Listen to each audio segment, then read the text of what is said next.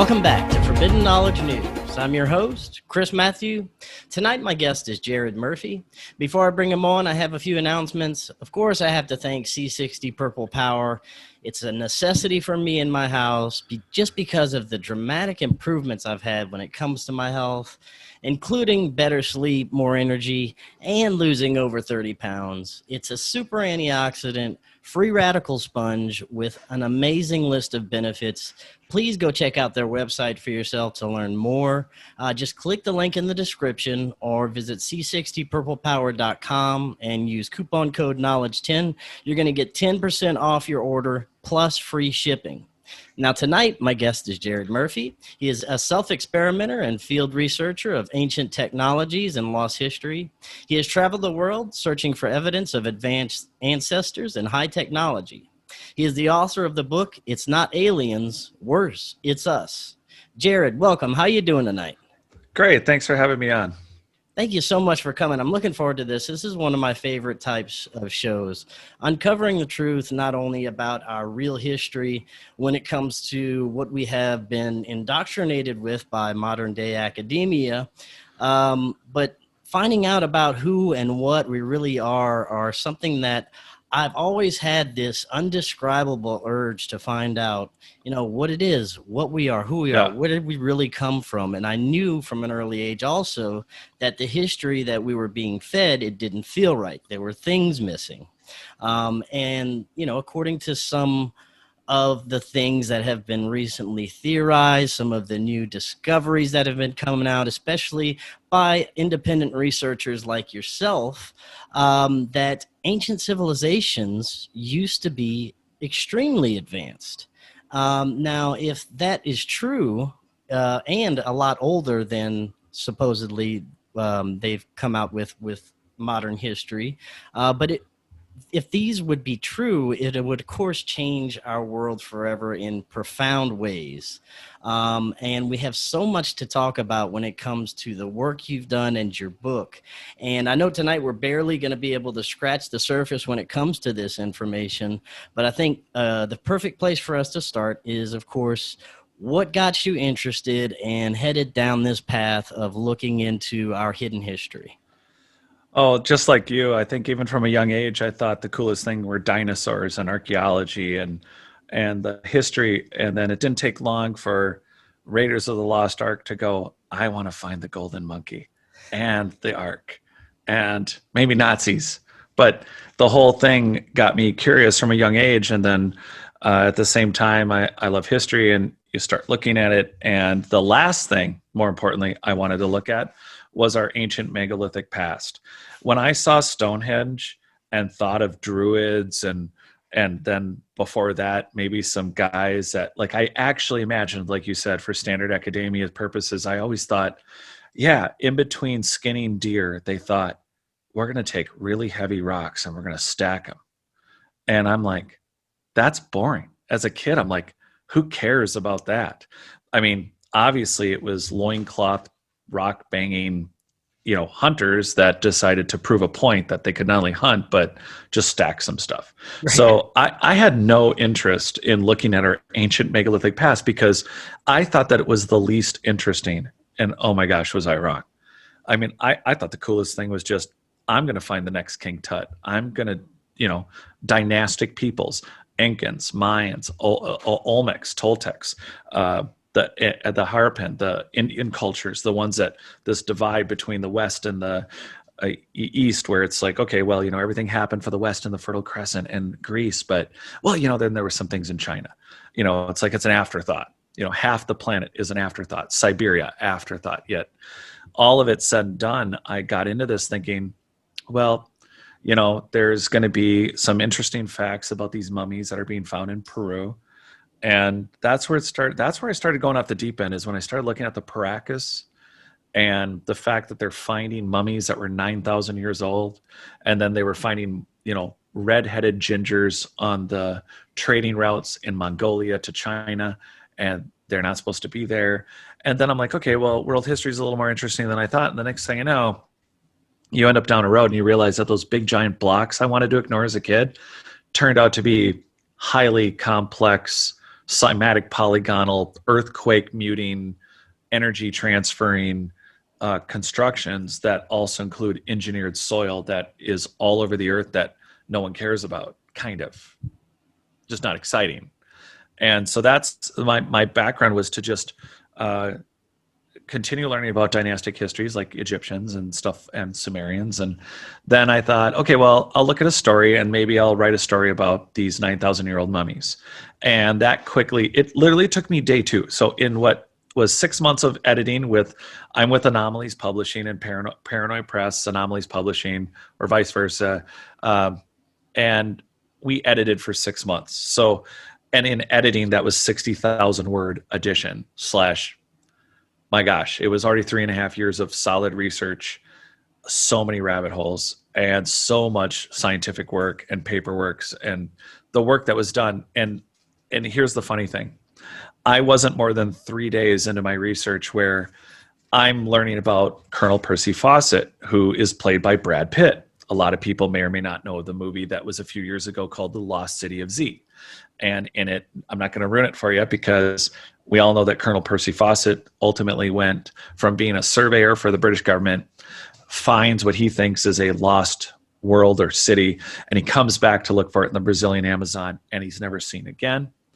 And yeah, that's also the end of the movie. So if you're still going to like it, it's Brad Pitt. But you know what we find out, though, here I am 3 days into my research, which is going to turn me into 3.5 years, is, yeah, so Colonel Percy Fawcett, this documentary, and I bring it up in my book, but, well, we're going to take you down to the Amazon. And so they bring this host down to the Amazon, and they take him and put him in front of 12 feet deep, 12, maybe 14 feet of, and they say, this is terra preta. It's an engineered soil. We don't know how to make it. Soil scientists have been looking at it for 100 years. Okay, now let's go to the village, the last place that Colonel Percy Fawcett was found. And I'm like, I just want to write a fictional book about genetic memory. I had been interested in quantum mechanics and quantum physics, and I had been learning a lot about the idea of collective human consciousness, and that the idea of, okay, well, what if I did a fictional story about reanimating 9,000, the oldest mummies militaries could find. And the premise of my book was, well, they would have flashbacks of their memories of when they were alive, which would connect them then to this, what we at this point, and I'm still considering, as alien technology. And then here I am, and this person's saying engineered soil. And I'm like, what are you talking about? And this terra preta isn't just found in Brazil. First they say, and at this point now, this show that I saw this on was approximately, at this point, it's 12 years old. And the research on terra preta has been studied by soil scientists, because it's called, the modern term for it is biochar. But sticking with the history, terra preta and this mixture that's in the Brazilian Amazon, which is considered a wet desert. It's not a place where you grow or farm, because it doesn't have that soil composition that's needed for just sustainable planting. But here's this product called terra preta, which is, there's literally a black market for it. It's located, they point out, as I start researching, that it's actually located in Australia, and it's located in North Africa. And I'm like, hold on here. So as they're doing carbon dating, it's dated for those who will be bold enough to date it, because remember, this throws off that standard academic timeline. So here we have an engineered soil that not only is the most nutrient-rich growing soil, which is enough for most people. They're like, I go to the store and I buy giant red engineered, by the way, I am located right next to train tracks. And so everyone who listens to any interview with me is always going to hear the Northrop King building train tracks that are 20 feet outside my studio door. Nice. So there's an added ambiance to this. So yes, yeah, if anybody wants me to send them a crushed penny with a signed book, I can make that happen really easily. Nice. So anyway, it'll be passed soon enough. But the engineered soil is interesting because it also filters carbon dioxide. It filters heavy metals. It filters fertilizer. So this is a soil that basically self-sustains itself. It's to the tune of, according to current estimates, an area in just the Brazilian Amazon twice the size of Spain. So this isn't an area that was supposed to be virgin rainforest. Everyone's worried about deforesting. I grew up worrying about deforesting the rainforest because no one had ever done it. But that's not what we're finding. We're finding massive earthworks. And I bring it up in the book, as of 2 years ago, there's a LiDAR scan project for Guatemala, and it's found 60,000 structures and hundreds of buildings and superhighways and raised roads.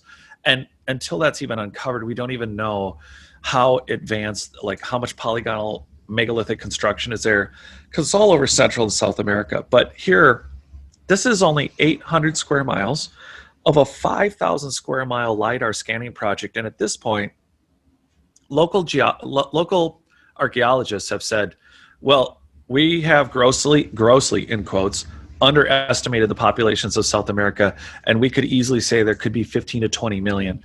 And yes, Central America is where Guatemala is.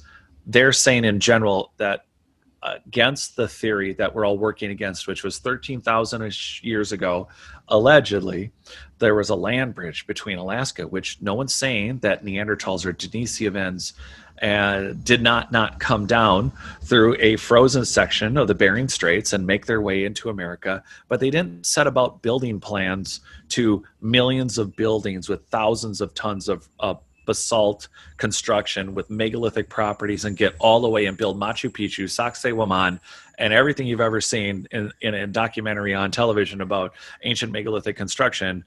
And for you to say, okay, well, that was done by a few thousand people in the last 12,000 years. Well, it sure the heck looks different if just in Guatemala, we're able to re-estimate populations in South America. Literally, this is a recent thing. If you think about the last 2 years, that's 15 to 20 million people is what they're suggesting.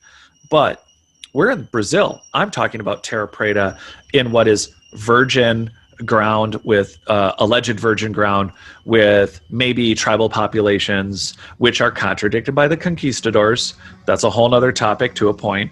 But here we have this engineered soil to the area of the size of 2 Spains. That is an insane amount of engineered soil that's up to 20 feet thick. 12, okay, so 3 meters to more to 5, and it's over the course of this area that includes North Africa and Australia. So, and when they've done carbon dating is a challenge to the standard academic model. Not only can you not have an engineered soil like what this is, it's not slash and burn. It's a very specific mix of biocarbon. So you're burning different woods, or you're putting together, just like a potting mix, a set of elements. It's not a matter of, well, there was a rainforest and it burned down and then a bunch of mastodons melted into the, no, that's not what this is. This is not giant biocompost. This is not what we're looking at. This isn't an earthquake, or it wasn't like a volcanic eruption, buried a layer of soil and created this. No, this is man-made. And the identical mixture is on these 3 continents. And some of the dating that's been done has said, well, this stuff's at least 7,000 years old. And it's not only in these places. As I started looking, it's in Siberia, it's in Ukraine, it's all over Europe, it's in America, it's in all of North America, it's up into Canada. And so the deal is, what are we going to do with a large area where the only paradigm is there's been native populations that were nomadic people that weren't that many, yet we clearly have not only enough engineered soil for growing, but it has piezoelectric properties. So I keep going down this road, and 3.5 years later, connecting fully conscious, not 10 or 15% conscious humans, here we are down the road with what looks like a group of people that could not only control earthquakes and their effects against the constructions they were either living or working in, and they were able to connect soil for growing, but also through maybe a fungal and bacterial network and this piezoelectric, like the Nazca Lines. A lot of people, we don't know what the Nazca Lines are for. Some most recently theorized that, well, they're pointing to water locations. Pretty grandiose, like you could just draw an arrow on a sign, but we're talking about the Nazca Lines near where the Paracas have been found. These are these mummies that I was looking for. For those that don't know, they have these big elongated skulls, and they were not smashed together that way. They're actually born with a suture line. We have one that goes this way and across. They only have one suture line. Their foramen magnum, their arteries that go into their skull are in different locations than ours, and their skull actually enters in the back. Ours enters in the middle, theirs enters in the back. These are complete physiological differences, and that means that there's DNA in existing human species. And then there's this engineered soil. Again, this is a giant adult game of archaeological clue. It was Colonel Mustard with the engineered soil in South America. And now yeah, go for it. No, I was just going to say that there's so much to break down in what you just said. I'd like to kind of start unpacking it in a little bit of some layers. Okay, so first, we've seen similarities between ancient texts and between the megalithic and monolithic structures across the whole planet when it comes to the ancient civilizations, as along with spiritual practices, that there may have been this global civilization around the whole world with similar practices. And you're talking about that there was also this engineered soil in many places around the world that could have been used. I'd like to know a little bit more about this engineered soil. What was so important about it? And if you agree that this was a global type of civilization at some point.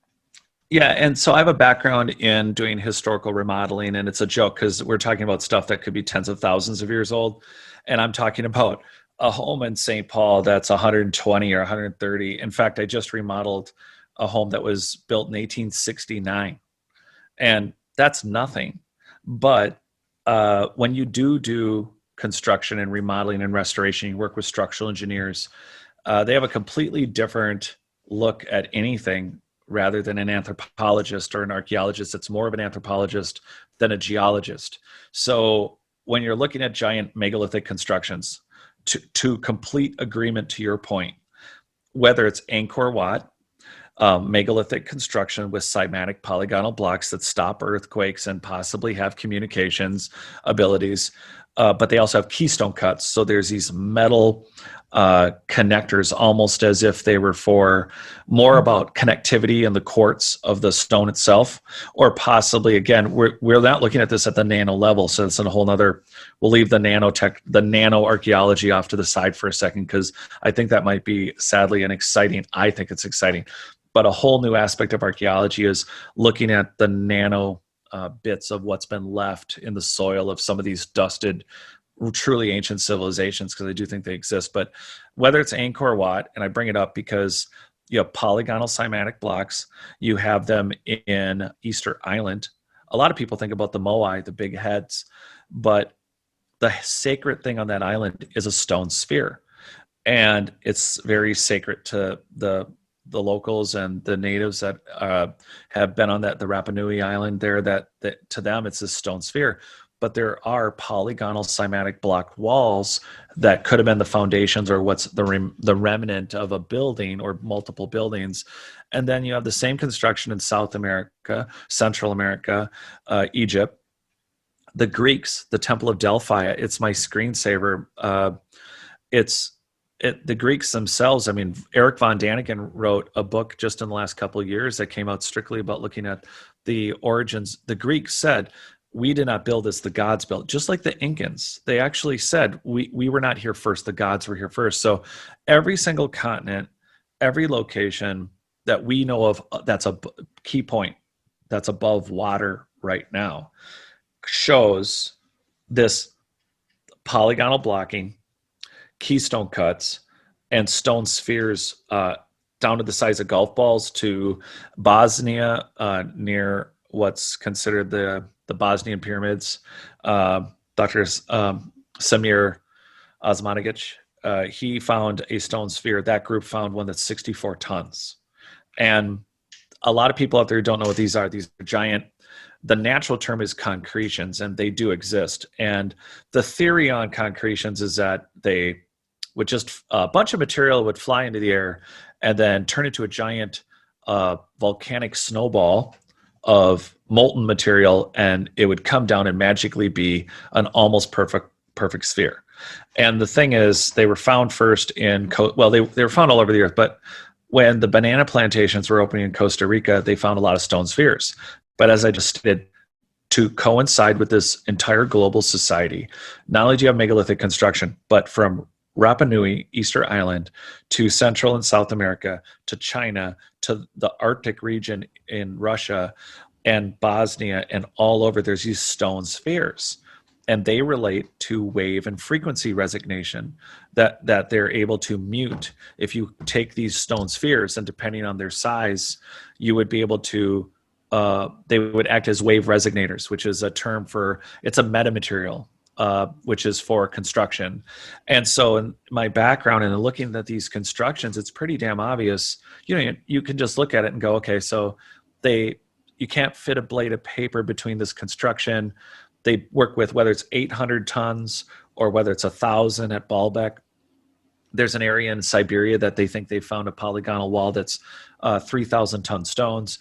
And then whether they're smaller, like 50 or 20 tons or a couple, and it's the number of sides on the cuts and the depth and the width. So these are not cuts that are being referred to as, they dropped cut in a saw. And no, these are 12-foot deep and long and 6 feet wide, and they're 10 and 15 and 30 sided, and they're doing it from quarries that are 1,000 miles away. I'm giving you an overall for everyone to go out there and do their own research because it's fun. Part of it is these quarries that when they were building these constructions were coming from 1,000 miles away, 500 miles away, and sometimes it's the height of the altitude. So like in South America, you had constructions that were 13,000 feet in the air near like Tiwanaku, but they're coming from 2.5 miles down and over 75 miles, and they're still going over hills and other mountains, and they're just doing whatever they want. So there's a level of sophistication in not only being able to cut inside these blocks, but to measure the consistency that would be needed to create the joinery, where as you measure in the ground and that far over, whenever the plates shift or fold or rub or slip, that the earthquake that's formed will hit this building. And again, all the other materials are gone. We look at these things and go, yep, they were able to build really complex polygonal blocks, but then they never thought of siding. They never thought of plaster. They never thought of brick. They never thought of metal or plastic or whatever. So it's clearly that they were in loincloths, but they did really complicated constructions, and they did all these measurements and created earthquake-safe constructions. That doesn't add up, right? That's one of it. And also, how are they moving these massive objects, the amount of distance that they're actually moving these? That's something else that can't be recreated. No, and it's never, and then it's a joke every time. Like on Easter Island, it keeps coming up. I don't know, it's cyclical. So there's a guy, and I bring him up, and you can Google him, and he takes little blocks. He's bored. He's retired. He's really cool. He'll move a whole field house by himself by leverage, but it doesn't explain the complexity of polygonal construction. It doesn't address, it's not a matter of moving just heavy things. It's not a matter of just, the blocks look like marshmallows. It looks like they were agitated in place because every joint, they're not just fit in the front, they're fit the entire length. They fit together perfectly. And that's what's distinctively different about them, is that these aren't just fit to look pretty, they're fit to stay tight, to move together during these earthquake events and other catastrophes. And then the other point is there's always a point of, why is it the hardest stones on earth? Why is it the highest crystalline silica content? Why are they using blocks that, from the look of it, it looks like they're using them as circuits, like they're part of, if you now combine. At first it was interesting as on the sort of discovery to say, oh wow, yeah, engineered soil, like really good growing soil. There is a black market for terra preta and chernozems. They're called chernozems in Europe and in North America. That the identification of the makeup of the soil makes them different. So they get credited and they're called chernozems, but there's a black market to sell this soil as potting soil and for your garden because it's so rich and we can't repeat it. But then suddenly it hit me as a builder. Hold on a minute. So, well, you don't want one building to fall down. The way that works is, we're in a 100-year-old building like I am. how about a building that, for a lot of people out there, if you've had the opportunity to buy a new construction home, even in 4 or 5 years, you can see cracks in your basement because every builder is supposed to pre-compact the foundation by 90%. So here's something that nobody was going to think was exciting, and this is probably the most exciting thing I can tell you about right now, which is it didn't take long for me to consider that, let's just say the Great Pyramid, and let's just say Sacsayhuaman and Ollantaytambo and Tiwanaku, let's just say that these, even in Central America, let's say these large megalithic platforms that have clearly been set on a foundation. What do I know about foundations? Well, you dig a hole, and I'm in Minnesota, so we have frost footings. So if you don't dig past the frost footing, the ground will ultimately freeze and it'll shift your building. And ultimately, that's why a lot of people, if you've ever been in even a building that's 50 years old, sometimes the walls start to, nothing's square, nothing's level to plumb to begin with, but you can literally look at a living room floor and it starts to curve off, and like you can roll balls off, like marbles can just go in other directions.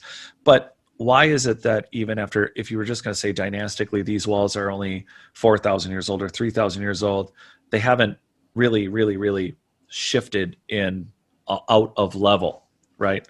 So then, well, what do I know about that? In modern construction, when you build a footing, you're just doing the external of a home. You're not doing the whole foundation. Let's think about polygonal blocks. Some of them, like I said, are 12, 8, 10 feet wide, and then the lengths on them. And then one block is 800 tons, and then there's a 50 ton, 100 ton, a 300 ton multi-polygonal construction. They're all on top of each other. There's literally millions of pounds, and they're not level. They're still in the correct way. So it hit me. And by the way, no one's done this yet. And this is something I'm planning to continue this research, to get out in the field and what we need to look at. And it's helpful to have a forensic geologist for this. And it's also helpful to have an archaeologist for us to look at all the topography and the maps. And the plan is, if you have a polygonal construction, so getting to how you build it, this is what everyone should be kind of excited about. There's no mummies, there's no gold, there's no crystal skulls. I'm so sorry, but here's what it is.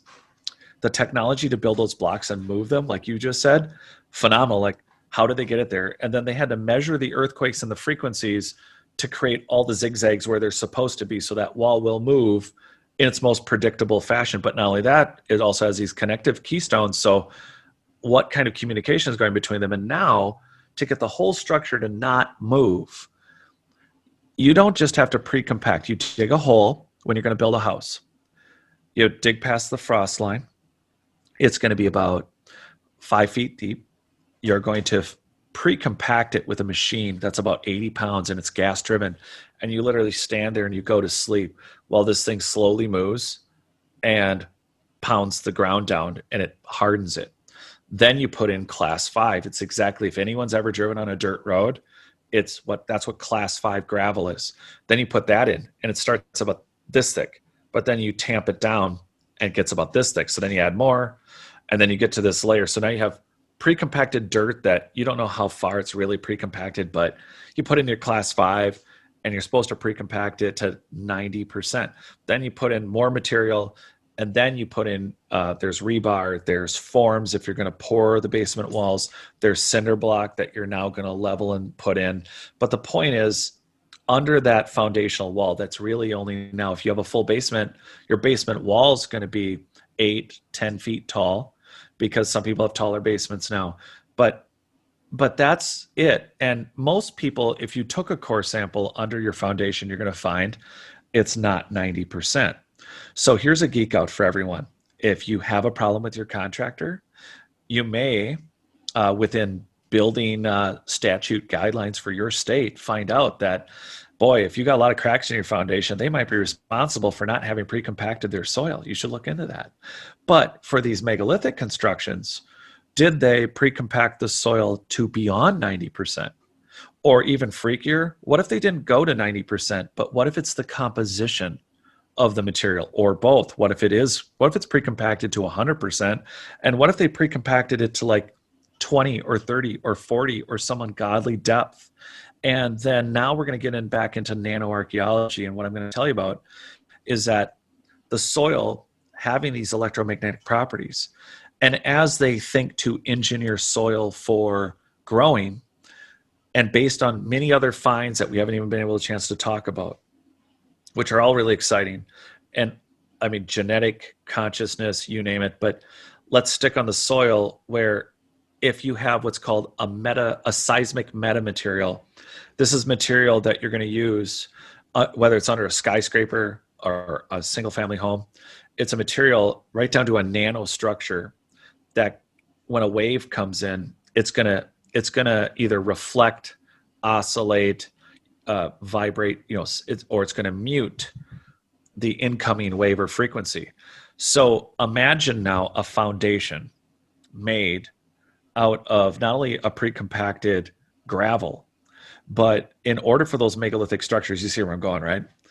I'm doing this slow for everyone who's not a construction freak, because believe me, I bored myself when I first thought of this.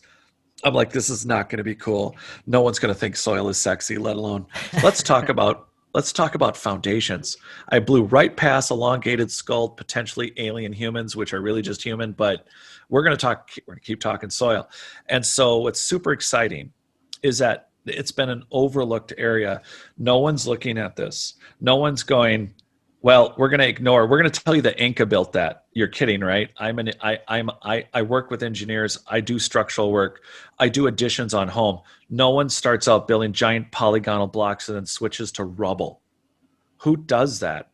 And then no one does that. And then, of course, the famous picture of any early construction is always, they could build super complicated blocks, but then they topped it off with a lean-to roof. They didn't know crap about wood. They apparently knew everything about the hardest stones on earth and could bring them from anywhere they wanted, but they didn't work with wood much, and it was basically a thatched roof. Yeah, maybe the Inca, and maybe the Maya, and maybe the Olmecs, but that's because those are dynastic people that took over an old site.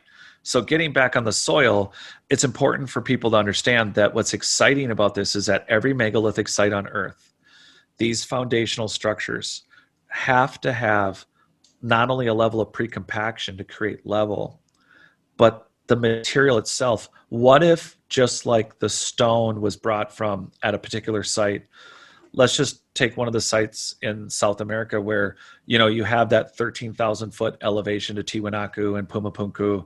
And not only did the construction come from 75 miles away, but went up 13,000 feet. Well, what if the actual material for the foundation to create a super compaction is a particular silica, or what if it's not just sand? What if it's from nanoparticles to larger particles to stone spheres? What if the construction under the megalithic walls are, again, compacted to 30 feet or 20 feet? We barely compact 1.5 feet or 2 feet to build a home.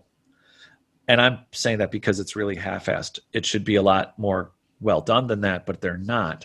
So now we don't know the composition of the foundational material. And what I found in further research is that the material just isn't under one wall. Well, the walls are way thicker than our whole buildings. And that means that that foundation and the shape of that metamaterial, whatever it is, whether it's crushed, crystalline, some sort of fancy class 5 from, we built in Brazil, but this material's from underwater off the coast, and it only would have been above ground and been a rock quarry 60,000 years ago.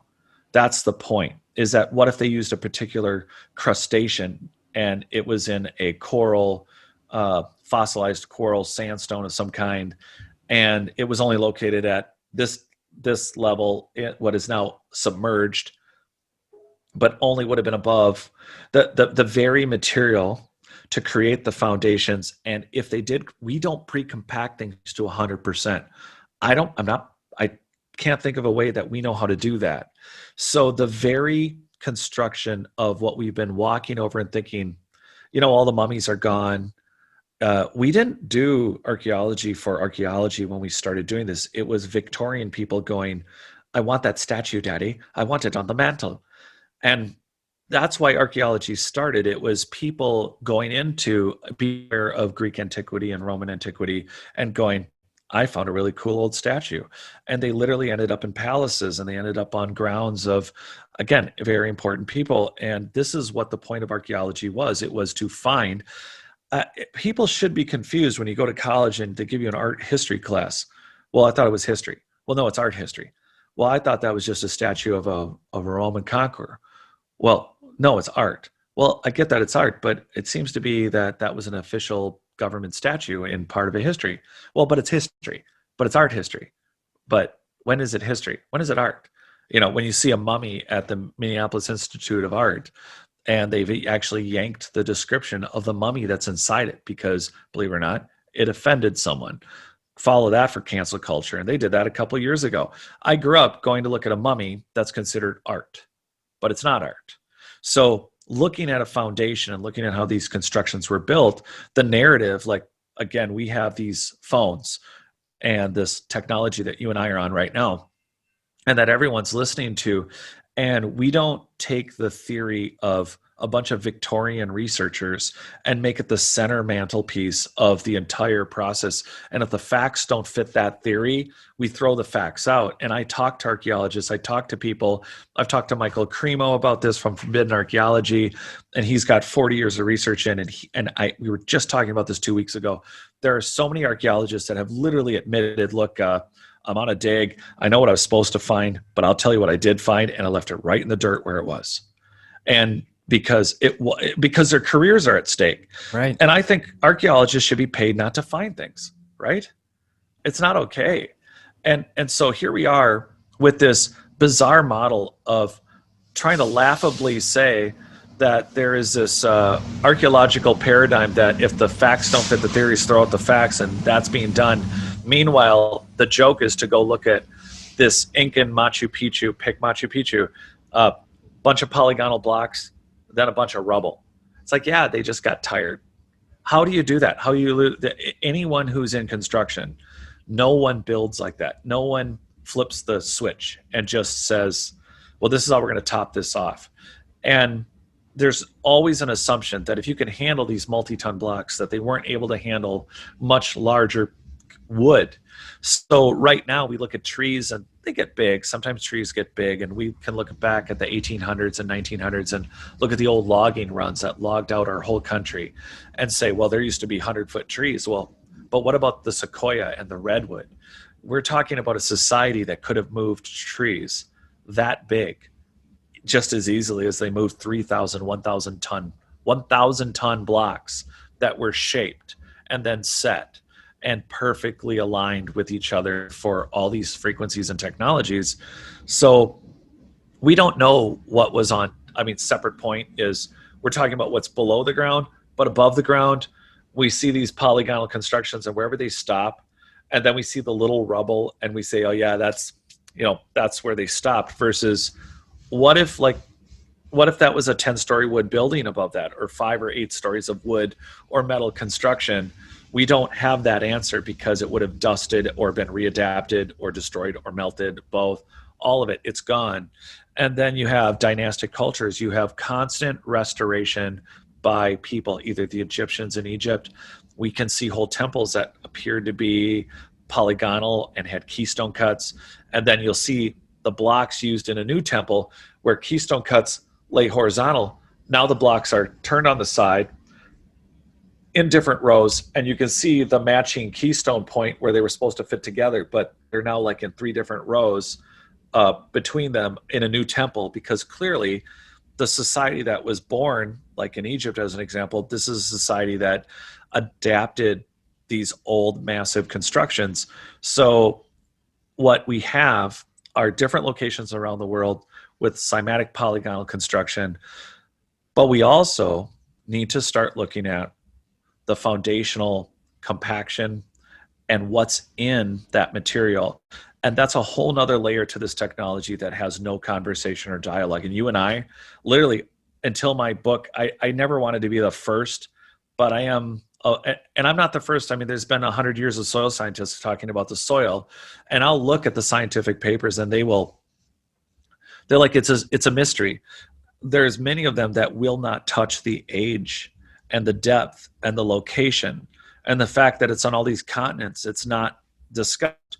But here we are with this brilliant mystery growing that's clearly showing a very advanced human society that is in control and master of, I would think, nanotechnology. And when you can handle waves and frequencies, there's a whole nother genetic side and a connection with humans and the way we field technology. Like we look at our devices, our mics, these laptops, and what we're doing. These are external technologies, but I think that this society reached a point, and the data sets for that are even in paleoanthropology because they were found to be, the minute paleoanthropologists start looking at how old are humans, what are we finding for tools. I think forbidden archaeology is an invaluable, I'd like you to look at my book. However, Michael Cremo did not invent, after 10 years of research, what he has in almost 1,000 pages of forbidden archaeology. What he has is, here's the history of unspoken about paleoanthropological finds, absolutely showing standard academia finding anatomically correct humans in layers of the earth that are like 1 million years old, 5 million years old, 20 million years old. And then we have religious texts outside of the Bible, like all the Hindu Vedic work and the Vedas. And there are so many, like the Gita. Some people have read the Gita, and that's become more popular in Western culture. I have read it. But these are just echoes of the past. And just like the Bible, this is the oldest religious text on earth, and they're talking about millions of years of history. And then we have paleoanthropological finds that for sure show, oh, look, here's a human bone, and it was not a disturbed burial, and it's 5 million years old. And that's an elephant in the room. The Paracas and their genetic structure, totally bizarre, but absolutely different, not malformed, but naturally born segment of the human race. We don't have a complete picture. So we have to work from the honeycomb into what's the bigger picture. And the bigger picture is that we have access to the soil and the foundations and the ability to actually experiment with this. And then they didn't just build under a building. I think that this connection with the soil moved out. So it's not just for growing and terra preta or trinosums of some kind that was engineered for that. It was also literally you walking on the ground and that light electromagnetic property, and connected with like books like Peter Wohlholen's The Secret Life of Trees.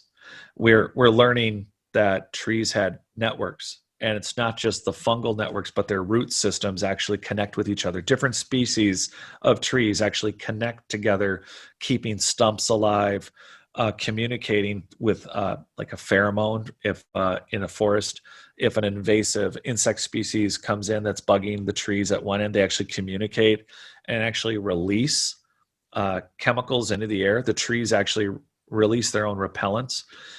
And imagine a network that's been terraformed and networked, where you are literally walking on soil that's giving you information through this entire network, that this soil is connected to the buildings that you're in.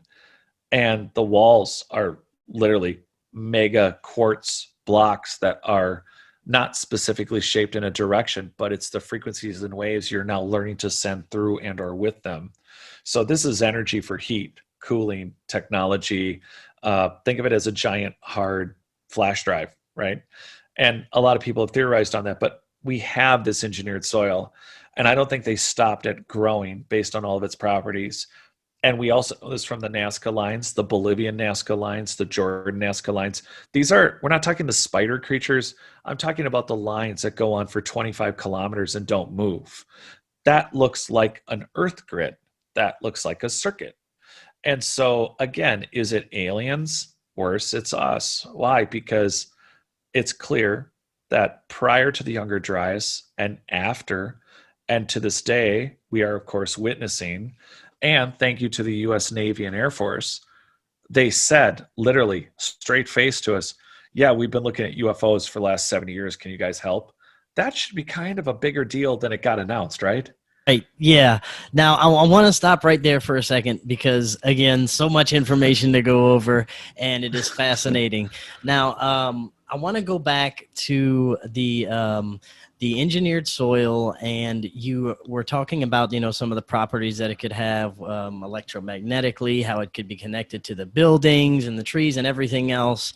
And Yeah. something else you briefly mentioned was the Paracas Skulls. Yeah. Now, there are so many different theories. I've talked to Brian Forrester a few Oh times yeah. about the Paracas Skulls. They've had the DNA testing. I'd like to get your thoughts on if those were humans. We apparently had different types of humans back then. If we Yeah. had elongated skulls, was that something that humans naturally had, or do you believe there was some kind of possible interference from off-planet civilizations or interbreeding or some kind of story that may go along the same lines as like the Anunnaki creation story? Yeah. So there's a lot of bits in this, and I think one of the most important things we can do is take off the filters. Whether it's this new, very exciting, very helpful, and I love Brian Forrester, by the way. I own at least I have quite a few of his books, and I think he does incredible work. And I've gotten the opportunity to meet him a couple times. It's been I just think that he's just out there doing. I mean, again, he's in the field. He's going to places, and even if you don't follow one of his lectures, if you just look at his raw data, he shares it. I think it's really important. I think he does a great job. But getting to what you're asking, it's really interesting. Is that the first thing we do is we dig something up and we label it a fertility goddess, and it was a place of worship, and that's like a template that gets put on everything we find.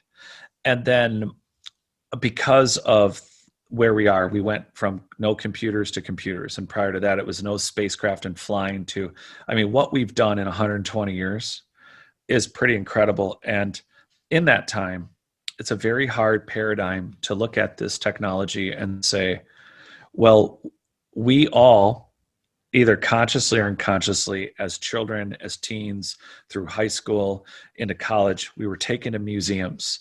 You're shown a story of how humanity has developed. And everyone was around a campfire. There was always a mastodon Buffalo Bills to work on. And for you to have a fire, to have a mastodon, and then eventually came the Sumerians, you know, Sumer, and eventually there was the Bible. And so you have science saying, well, out of Africa, on very limited data, again, a theory, and it's based on genome testing, by the way, that is quite finely showing that the out of Africa theory is, yet again, not a fact, a theory, but it rhymes well with the Bible, because if you want to be a hard scientist, you can say, well, out of Africa really happened, and the biblical story is allegory. But then creationists will win-win, because we have, the Garden of Eden, and that was in, of course, Africa. So everybody's stories match up. But when they don't match up, one of the first shifts is the problem with this is that we're going to be doing, oh, you can leave it. And then what we're going to do is say, okay, well, obviously this is a different human, and based on our technology, well, this must have been an alien. Well, if you take the timeline and in our rediscovery, as you and I are talking, as we learn about this, as for anybody who's like just getting into this and trying to figure this out, they're going, what do you mean? You know, there's other humans and they're advanced and they're ancient, and well, it must have been aliens. And it's like, well, look at how you got to aliens. The only way you get to aliens is to say, well, we know that the linear progression from guy banging rocks and sitting with mastodons around fire, and oh yeah, we're descended from Denisovan and Neanderthal, but we're not. They co-lived with us. They co-mingled with us. We know this genetically. And now you have the Paracas, another big elephant in the room. You have a group of people that are genetically, in some ways, completely different. But what don't we have? We don't have a complete fossil record. I mean, it's incredibly important to understand how significant this is. It is guesstimated that, well, they find and label them. Many of them are bacterial and viral, but we find, on average, for the last 40 years, approximately 4,000 to 5,000 new species a year. So on the planet that we think we're killing and we know everything about, I mean, I'm not just talking small things, frogs, birds, animals we thought were extinct. We are finding 4,000 to 5,000 things. And we recently just found a creature that doesn't breathe oxygen. We just found our first carbon-based life form that is not oxygen breathing. Granted, it's tiny, but that's not the point. We're talking about a world where we have a fraction, a pinhole of the historical evidence for anthropology and for we don't have a complete fossil record. So it's Jack Horner, the famous dinosaur guy, right, who's the basis for Jurassic Park and did the consulting, and he does a great TED talk called "Where Are All the Baby Dinosaurs?" And if you haven't seen it, totally worth your time. And of course, he's very famous. And because he's very famous, you have him saying, look, at my museum, if I want to cut open a dinosaur skull, I get to cut open a dinosaur skull. And so the thing I found is that all these scientists, they're a little egocentric, and to paraphrase him, he goes, well, we've named all these species. But then it occurred to me, where are all the baby dinosaurs? So after cutting open the skulls, I found that a lot of the dinosaurs that have, mind you, the names have still not been changed. It turned out that in looking at a Stegosaurus and a Triceratops and these other different forms of dinosaurs, it turned out that we were looking at babies, like tweens, teens, and young adult dinosaurs that didn't look anything like their adult counterpart, but they were young. And it accounted for a whole line of reasoning and scientific research where all along it was, well, I found a new kind of dinosaur. Why? The assumptions and jumps we make in the anthropological, archaeological, geological record, these jumps are just out of hand. And so here we are. Let's back up. What do we know about the Paracas? Based on genetic testing, it appears that they have 6 genomes there are 6 genetic identifiers that appear that to not be human as we know it. So here we are. What do? It's got to be aliens. Well, we don't remotely have that fossil record, but what do we have? An ingrained subconscious belief that, well, I've been to the Natural History Museum. There was definitely guys, like doing the fire thing with the banging rock thing, right? And so it must have been guys from outer space because, well, we're the most advanced we've ever been. So my next logical jump in putting a lens on what I'm looking at is to say it's alien. That's the jump. What are we doing? Start with the facts, not the theories, and disprove the theories. Just take everything that you've ever heard is an out of place, out of time artifact. Start combining them with the actual paleoanthropological record that, again, Michael Cremo didn't invent it. He just spent 10 years chasing down and going back to and studying actual finds showing human history over millions of years. And let's not even take that. He's a big proponent of telling everyone about Virginia Steam McIntyre, the Hueyatlaco find in northern Mexico. At a minimum, this site is 300,000 years old. Anatomically correct humans in southern Texas, North Mexico, hanging out at a campfire, geological evidence, not just one geologist, many geologists have been able to prove that this site shows anatomically correct human habitation going back maybe 500,000 years. And again, we then go, okay, well, Göbekli Tepe, it must be the first site. It's the first one. You didn't even know it was a site. You've only dug up 5% of it. You have sites like Hueyatlaco that was found over 40 years ago. It's right there, and it's not just an isolated site. Start with all the out of place, out of time facts. My book is an example of taking the actual facts and saying, what are we really looking at?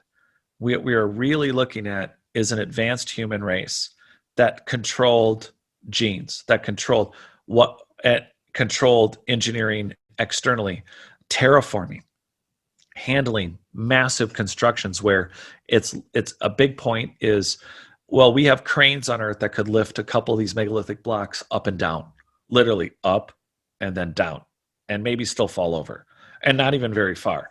So it's not like lift them up and shape them into the earthquake preventing, super tight polygonal construction. It just means I think we can get ultimately wedge it and get a rope under this, and then maybe lift it. So this society is measuring and dealing and here, because one of the other things we do in our stuck paradigm is, well, along with Huehuetlacco and these anomalous finds and a congruent construction method that involves advanced measurings of waves and frequencies, and therefore underground seismic measuring on a global scale to deal with earthquakes, and then piezoelectric and air filtering. One more point on this, and it's a point given to me by Michael Tellinger. And to his credit, there's 8 billion people on planet. And he goes, Jared, because I spent a month in South Africa looking at the stone circles and the ruins and this unresearched thousands of kilometers square mile. It's a great place. When South Africa opens, people should go to Stone Circle and should actually go to Waterval. It's about 2 hours east of Joburg. And the reality is that if you took 8 billion people and gave all of them 1 acre of land, do you know that the entire human population right now would fit in 2 states the size of Texas? The entire earth is that unoccupied. So for all these people going, we have too many people and we can't feed them. Well, at 10 to 15% consciousness, I guess you nailed it. We're 10 to 15% conscious. Great theorizing. What do we really have? Highly nutritious engineered soil that we can't recreate for a population on Earth that I bet was larger than the one we are at now, because the LiDAR scanning in Guatemala is not done and they are not remotely done finding buildings. And I think we are grossly wrong about prior human advanced populations.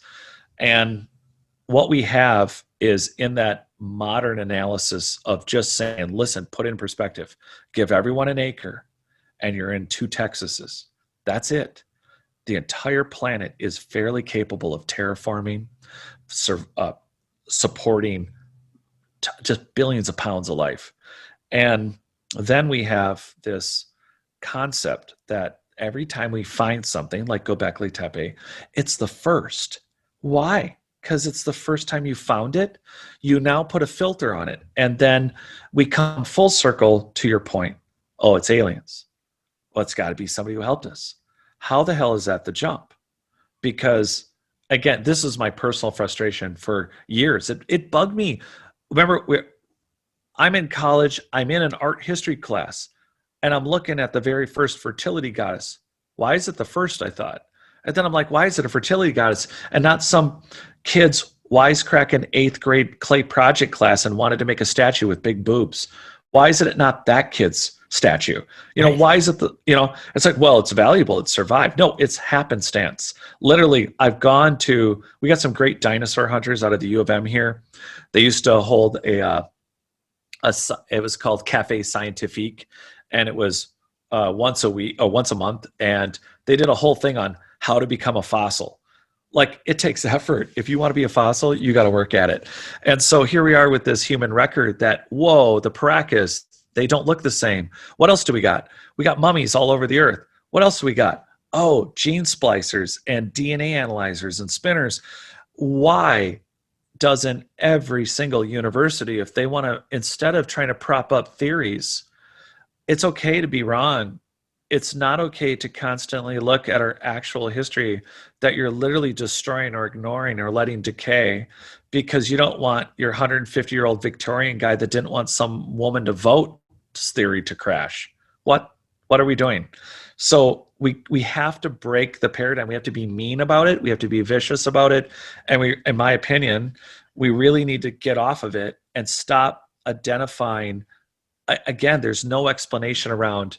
For us, it's clear. If we had a cell phone and we uncovered it in a completely unintrusive burial that is 8,000 years old, 6,000, screw it, 500 years old, we would say there's no way this could have happened without aliens. But we have. nano-sized gold screws found that at least 20,000 years old in Siberia. And we have a number of, we have a number of, I think, I apologize for that. My battery decided to have a fit there for a minute. We have these nano, not only the gold parts that were found, there's springs and coils. We have that aluminum, that part that they said, oh, it's from a Messerschmitt. Well, this piece that was found, it's at least, so the minimum is it's a piece of aluminum, and aluminum did not exist, that this piece was at least 700 years earlier than making aluminum. It's machined. It looks like a part. It could have been off of a plane, except for the fact that they found it under a mastodon. For all the mastodon joking, it literally was found under a skeleton of a mastodon that was 33,000 years old to 40,000 years old, and it was undisturbed. And what that means is that no one dug a hole and dumped this in here. The Messerschmitt did not crash at a velocity and flung this piece of 700-year-old aluminum. Why do they know that? Because of magnetic properties and the construction of the aluminum. They can basically date it. And so this aluminum is yet again chalked up as an out-of-place, out-of-time artifact. But it's under a mastodon that's at least 33,000 years old. And off the coast of Cuba, we have a whole city that's 2,300 feet deep off the ocean. So what else do we have to look at? We have to circle right back to a world map and say, what is the ground that we're telling us this dialogue to ourselves about? Even though it's dangerous and it's underwater, the reality is the map does not look like it did for human antiquity to have this advanced society on it. So when we look at the story of what we tell ourselves, which brings me to one of the things you said and was asking about, is the Anunnaki. Man, people love that. Why? Well, we have some record of it. We know about Gilgamesh. Gilgamesh carries over into the Bible. A lot of people are into the Bible. So here we have a contemporary in what we've been finding, like Huatlaco and all these other things that we know are hundreds of thousands of years old. But here's the Sumerians. They have this incredible creation myth. And it includes that there's another planet, maybe, and that, again, the sourcing for this material, it's like, let's see the actual cuneiform tablets, right? Is this Zechariah Stitchin, which again is a great inspirer, I think, for a lot of people. It's a great place to start, but I had difficulty finding his sources. And more importantly, let's just take the creation story. So you have interdimensional or at least binary star system traveling aliens that have the ability to split genes down to the level of programming a monkey to turn into a human, but they don't know how to use a 3D printer to trade atoms into gold. Does anyone, do you see the 1960s saucer landing with the ramp sort of attitude about this? Right. It's the way we grew up with it. It's like, well, yeah, that makes perfect sense. They needed slaves.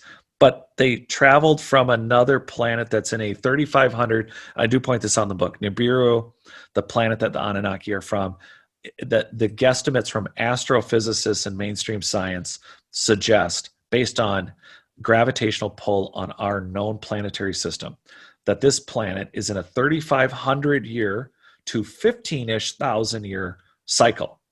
And by binary, for those that don't know, from what we've been able to radio telescope around the universe, areas of the universe or the galaxy that appear to have, from what we've found so far, human habitable planets, there's a good chance that the system has 2 stars. And we would be unique if we actually didn't have a second star. And why don't we know that? We're thinking like Hubble spacecraft, or telescope, that we could just take a picture and we'd see the picture. What a lot of people don't understand is that to get way off into the universe, those aren't actual pictures. You're seeing artist renditions. These are radio frequency telescopes. So they're interpreting the signals to give you, and then doing an artistic impression. They're not, the far, far, far away that's guesstimating all this is not being done with a visual telescope. It's a radio frequency telescope. And so it would be really hard unless you can keep shooting. With best guesstimates, we have not been able to find a second star. We would be very unique to have a habitable world in the galactic formations that we've found that have guesstimatedly habitable worlds, to only have one sun. So the fact that Nibiru and other planets could be revolving in a binary star situation where Nibiru, at least in this, again, it's a mythological human story told by people who have dynastically come across ziggurats, or what was left of them, and or they built them, because they do have pi, and they do have passed down math in the cuneiform tablets, like the Pythagorean theorem. There it was, found in the Babylonian Plimpton tablet 1,000 years before Pythagoras. And they were using a base 60 math system, which is spherical based. So if you're building with polygonal frequency cymatic blocks, having a spherical math would be much more accurate. And using an eigenvalue like pi, well, it's not holy, it's not sacred cell phones, it's geometry, it's science. They weren't leaving a message in pi for us to scratch our heads about later. They were using it because it makes sense when you're dealing with waves and frequencies. They had developed math, and here we have tablets that show that they understood the Pythagorean theorems, they understood a base 60 spherical math system, and they built ziggurats with pi. But the reality is that this is a dynastic group of people that have come across a system of constructions that they've then mimicked and repaired and built, and they built a story around it, a very cool story. And even if it's a cool story, we have the kings lists that say these are the kings pre-flood, and there was 8 of them, and they lived 260,000 years. 8 people lived 260-ish to 268,000 years. Well, that's a long time. But then we have the Bible saying that they also lived a long time. So maybe this God thing is right. But again, we're talking about dynastic peoples post-flood, talking about explaining things that at this point have been likely abandoned for thousands of years, or have been retreated from by a more advanced society, which we're now finally, maybe getting to a little bit, is that they either survived natural and or war, and these dynastic peoples had to explain things. And to say that Nibiru is a planet in a binary system that they don't know of, but they know about Nibiru, and the Anunnaki came here because they needed slaves, would require them to have a lot of ability to do interstellar travel. And I have a hard time believing that they would develop that and understand the human genome down to the point that they can not only manipulate it, but make and create. That we know now from our level of genetic technology. My point is, in order to do that, you would be able to do anything with an organic 3D printer. I cited in my book, we're printing livers and hearts, and we're printing ears. We're doing biological printing. That's insane. We have nanotechnology now. We have nanobots that, as of 2008, could enter the human bloodstream into an individual cell. And we are very close to being able to do mitochondrial splitting and repair work within DNA itself. It's Ray Kurzweil's The Singularity. They consider that one of the most important books, and I think it's completely relevant still. And here we are then with an analogy of a religion, of a mythology for one group of people that, again, well, it's like, okay, well, Jared, all around the world, there was similar stories. Yeah, because they were all in contact with similarly advanced humans. They all had an echoing memory. Were there dragons in China, or was it just that they remember dinosaurs? Because we found soft dinosaur tissue. That even makes Nature and National Geographic. Well, how are we getting soft tissue out of a creature that's been dead for millions of years? Possibly if the tissue is only 30 or 40,000 years old. And so these mythologies are mixing with these truths. And so here we go again. And this is my big point. We are building then a new story. We're trying to reach for something that's a new alternative solution, but we're still doing it by taking the sliver of truth of one point of there could be another habitable world.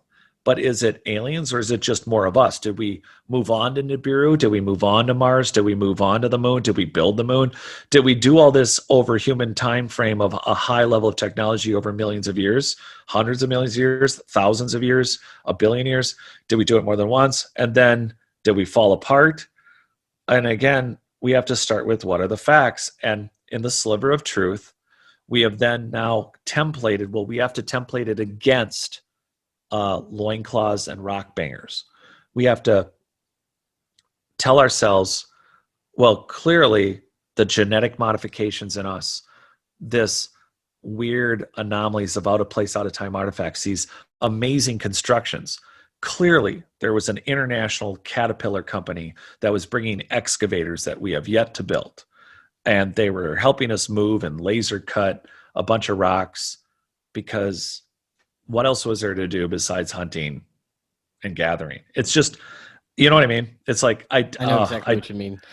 And yeah, no, that's fantastic points. And I mean, the information that we're going through tonight, of course, we're going to need to go over again. We're going to need to do a series of shows because there's so much. And I want to thank you so far for everything that's come through tonight. We have time to maybe cover one more little area that I'd like to go over before I let you go. Now, we know that there have been multiple cataclysms that have possibly wiped out a good portion of civilizations, and we've lost all kinds of information about our past because of these cataclysms.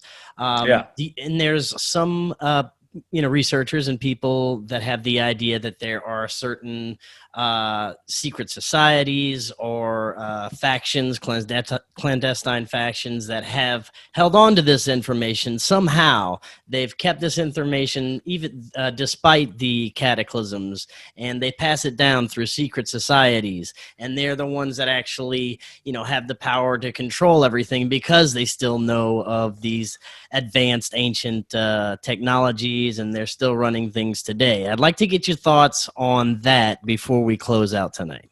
Yeah, let's touch on it. And clearly, I know we're planning to do this in a series so that people don't have to worry.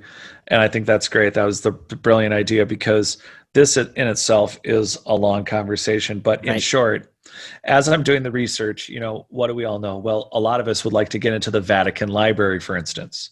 When you're trying to maintain a corporate religion that is institutionalized by the Roman government, that is designed to control an empire, you can't have things that don't align with it. I believe right now the Mexican president, as we speak, just I think a couple weeks ago, asked for the Pope to apologize for basically annihilating their history. And that we know this. This is not like new news. The conquistadors. There are churches right now. The largest structured pyramid on Brian. I don't know if Brian Forster brought it up, but he points out one of the largest, possibly the largest pyramid on Earth. Well, the base of it's what's left, but they put a church on it. And so the church has a long history of finding something, which tying into your point of clandestine societies, if they don't outright destroy it, or I think in the course of developing over their time, they found some really interesting stuff. And at first it's, I think for those that are just loyal to the concept of their belief system, they're happy to burn it. They're happy to destroy it. Then there might be an organization within that group that's like, this shouldn't be here, Holy One. And, we've just invented the wheel. We don't know what this does, but it shocks Bill every time, Friar Tuck, every time I touch him with it. And like, what is that? That's the devil. But then it's like, well, why don't we just maybe not tell everyone in the organization, but why don't we look at this thing? So then you have the church, which is a contender on our giant board of mystery clue. But then, like you said, there's a number of organizations that in history, I think looked at polygonal construction and went, I know everything about building castles, and I know how to build Roman structures. And there's the other thing. It's like, how much of that did they build and how much of that they repaired because it was pre-existing? There's some stuff about that, about the Etruscans, Tartaria. By the way, we're gonna put that out for everyone. Tartaria is an entire empire that literally doesn't exist in our history books, yet it spanned from Siberia all the way to Italy. Tartaria might also be confused as the Etruscans. There's a lot there to cover, but what we have are these clandestine organizations that possibly have each come across clues all the way up to, this conversation includes modern militaries building bunkers, building fortresses, building bases. And did they dig in the ground and did they find things? Yeah. Did they know about the church? Did they have their own organizations? I mean, there's a lot of mental points here, but what did they do? Whether it's a long-standing clandestine organization, gray state, whether it's a modern military, but I think we could geek out over the chronological history of who's aware and who wasn't. And did any of these advanced humans ultimately say, oh man, we never found that one thing, and oops, it looks like Friar Tuck just did. Do we leave them alone with it? Like, for instance, the Ark, oops. Or were they gone? Were they not on the planet? Were they crap, we never would have left them with this? Why do we have these interactions with UFOs? And why is it just like 8th grade advanced human biology class? And they're like, well, I got to go get my test cow out of the herd and get all the blood and do my cow mutilation because it's due by Friday. But here we are with these magic pieces, what we would have called magic. And these organizations, I want to touch on this quick, which is the mystification. They find one object, they find one truth, but instead of sharing it, they hid it and they started drinking out of a skull or a chalice or a fill in the blank. They found one thing, 2 things, 3 things. They built a whole story around it. I'm not saying it of any particular organization. I'm just saying that these organizations, I think when you hear of some of the subjects out there right now about sacrifice, human sacrifice, and again, folks, we're dealing with 10% to 15% consciousness. Do you really think you're making great decisions? Even if the theory of evolution was true, that means at some point you used 100%. You were 100% conscious because you only get your brain or anything through forced adaptation. So do you think maybe it's not an alchemy that as we unlock the DNA helix, and it's a quad helix, and mitochondrial programming, is it possible that it's not a matter of an elixir? It's not a potion. That's a very medieval way to understand how our human body and this giant, what we don't identify as technology, nature, is part of that technology. We think it's random. We think it's just like, well, there was 50,000 mastodon, 8 billion mosquitoes, and that's what the playbook said. The earth should look like this. There's no playbook for that. We don't have enough of that information. We don't know how long. We know that if the planet was here for 4 billion years, we don't know how long it was terraformed and managed and engineered. And these organizations, the danger of all of us not being in the open about it is, well, look at your average, there's a lot of jokes about sheep right now. And there's a lot of jokes about, I'm not part of the herd. And look at the people who don't want to be awake, the matrix, people who want to stay in it, people who want to be out of it. Are you Neo? Which pill you taking? And here we are with these organizations that are like, well, for 1,000 years, and this is one of my, I hope people don't get tired of this. So I think it's the best example, but to make the point is, for 1,000 years, we've been doing yoga on the summer solstice on Chernobyl. Well, you still know what Chernobyl is. It's an old nuclear power plant. But in 1,000 years, if you can tell me legitimately about the actual human history of 1,000 years of people doing yoga and having festivals and these connections, and well, that's a thing. It was a thing. It's a respectable thing because humans did it for 1,000 years, but it doesn't negate the fact that you've adapted a nuclear power plant that went nuclear that wasn't anything special. What you did there, you made special. So if you take a piece of technology and you either want to bury it, destroy it, manipulate it, change it, if you think it has to do with the devil or a god or your religion, you really got to stop and think. You've mystified, you've deified, you're banging on the control board and it blinks. Every time we bang it in the left corner, the orange light always goes on the right, and if we bang it on the right, the red light goes on the left. Well, that's how it works because it's been doing it for 1,000 years. Well, actually, I think you're banging on a self-contained energy module for a 747 that looks like that's a 747, looks like it's a flying machine.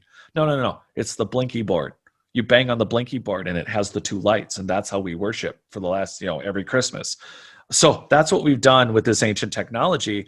And the danger of these ancient societies, and even I think less so, ironically, I can't believe I'm going to say this, but militaries that are figuring out these technologies exist, they're using them to, I think, legitimately stay ahead of each other, or I don't think they're playing nice and sharing. However, it's not helping any of us because we're dying of diseases that we don't need to die from. Because take on a good note, the Sumerians, maybe this is a good stopping point. You have the Sumerian Kings list and the Bible, many, many legends saying, hey, we could live for like 35,000 years. It looks like the Great Pyramids and these different structures have something to do with frequencies and waves and healing chambers, like waves and frequencies, like Anthony Holland's work that I talk about in my book and is available online. He's killing MRSA, leukemia, other cancers. He's killing bacteria and viruses with frequencies and waves. And could this advanced society have been doing it with what you're seeing as obelisks and this energy network? And we're mistaking this technology. And so what's happened then is these technologies are available to these military organizations and these other secret societies that are making ritual and tradition out of science. That's a problem. Yeah. When, it's like, no, I agree 100% that, technology is great. But when it is in the wrong hands and it's being used the wrong way, of course, we're going to get not the results we.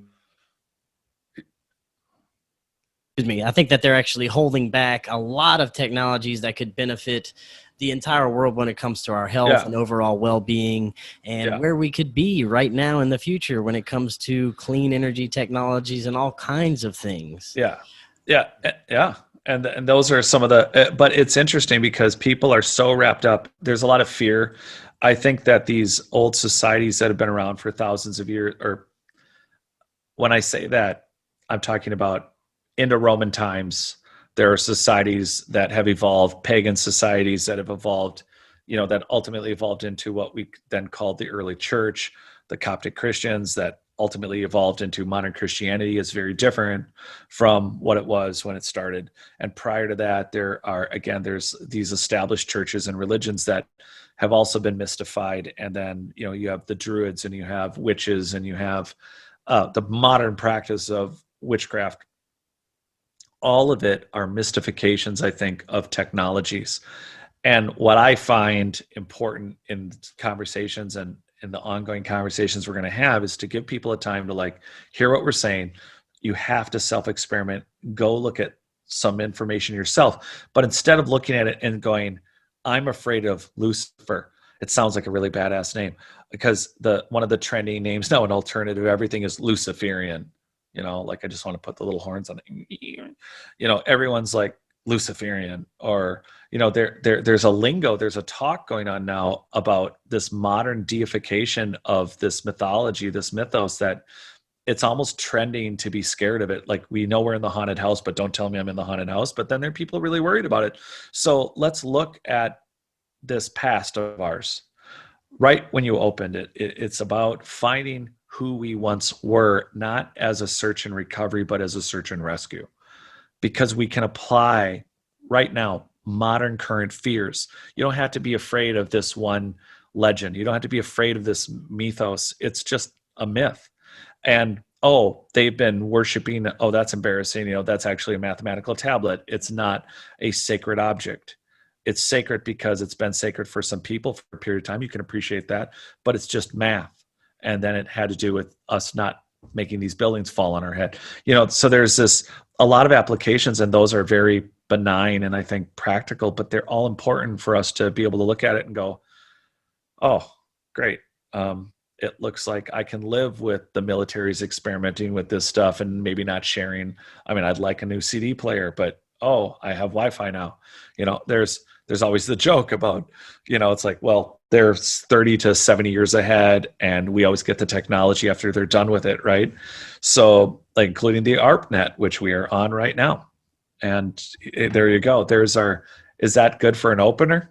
Oh yeah, man, that was great. I mean, there's so much information. I highly encourage everyone to get a copy of your book. If anyone wants to find out more information about yourself, get your book. And until the next time, do a little bit of research of their own. What's the best way they can do so?